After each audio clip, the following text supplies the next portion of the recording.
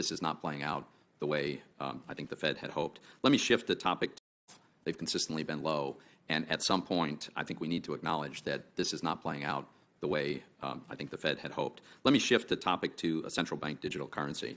So I'm increasingly intrigued by the opportunities that a properly designed central bank digital currency could provide to the U.S.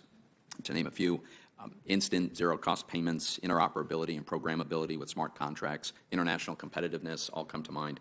But getting the design correct, getting it right, is essential. For instance, the privacy of Americans has to be respected.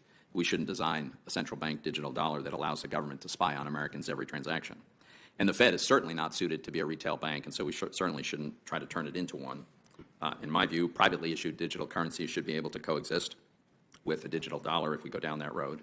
And private sector developers certainly should be able to innovate either on or in an interoperable fashion with a digital dollar. So I'm not asking you to opine on any of these things, but it seems to me the decision about whether or not to go down this road is transformational, and there are very, very important and sensitive design issues that would have to be resolved.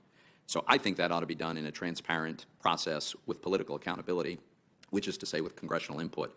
Could you comment on how important you think it is to have congressional authorization if we're going to go down the road of a digital dollar? I'd be glad to.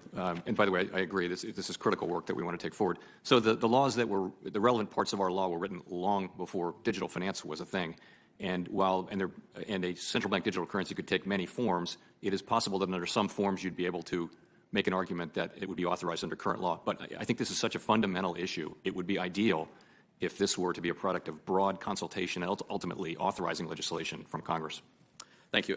Madam Secretary, I want to talk about the tax agreement. As you know, Pillar 1 will fundamentally rewrite how profits are allocated among countries and will cede U.S. taxing rights to foreign jurisdictions to some degree. Well, current bilateral treaties would need to be modified to implement this reallocation, and obviously this requires a treaty to implement, right? In fact, the international agreement itself, I think it acknowledges that by referring to a multilateral instrument, layman's terms, that's a treaty.